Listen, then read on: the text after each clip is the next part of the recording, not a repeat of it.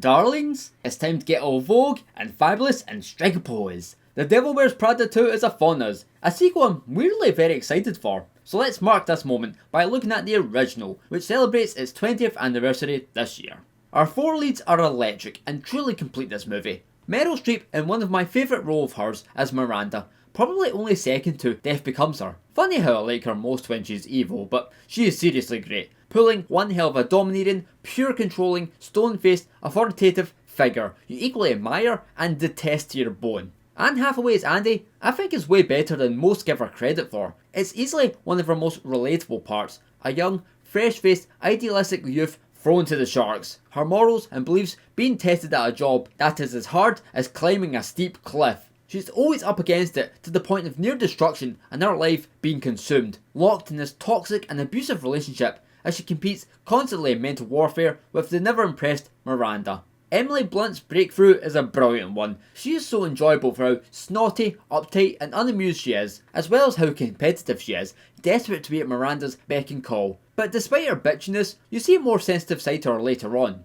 And Stanley Tucci, likewise, seems so cold and blasé, but you understand his passion and he secretly does care for Andy. And hot damn does he bring the sass. And everyone else is decent, I'd say, ranging from solid to merely existing. The dialogue is a vital ingredient. It is so swift and dialed up and delivered at a rapid-paced tempo with so much to digest, at least half of it simply being savage insults, like we're witnessing a roast in cinematic form. And in that vein, David Franco captures the chaotic, non-stop flurry of this workplace with a breathless pacing that heightens the senses and stresses you out whenever Andy struggles. The soundtrack is so chic, including Scotland's own Katie Tunstall, and the multitude of themes about navigating this relentless, ever-changing industry, the cutthroat workplace, the standards of beauty, and all that jazz are all ticked off on the checklist. The first two-thirds are awesome, but I can't help but feel it dies a little in the final act, where the speed is braked, the entertainment value loses its lustre, and we fall back on some familiar cliches, although there is some nice sentimentality and character work still present. That's my only real glaring issue though. Could I ever really bring myself to hate this flick? No, shan't. The Devil Wears Prada is a brutal, sometimes hard to watch, yet hilariously fashionable film. And to present an article of her own, my friend, Gemma Trainor.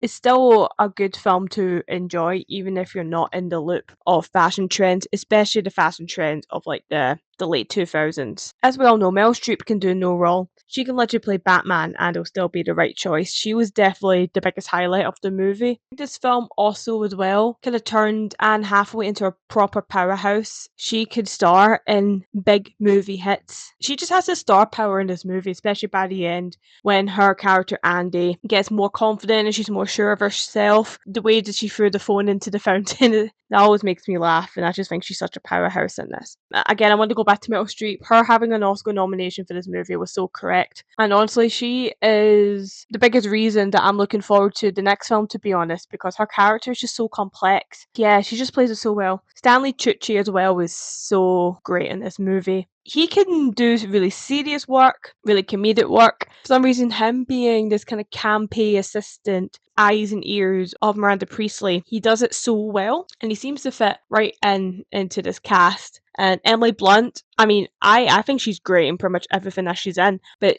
again, her and Anne work really well together in this movie. It's not really one where one overshone one another, you know, there's not like, oh, Emily clearly overshined Anne or Anne clearly overshined Emily. They're both really good in this movie and in their roles. If the cast wasn't as good, I don't think the film would have worked as well. Again, I'm so looking forward to the second film. I'm really interested to see where they go from the first film, to be honest. But I'm just excited to see this whole cast again, and they're great actors. They're even more seasoned this time around, which I just cannot wait to see. And yeah, it's just definitely one of those classics where you can go for a good few years without watching it, and then when you finally get the chance to watch it again, you're like, you know what, this Devil Wears Prada is such a good movie. Thank you very much, Gemma, and I guess I'll also be seeing you on the runway for round 2. I'm Jason, and this is Small Movie World, watching, talking, and loving films.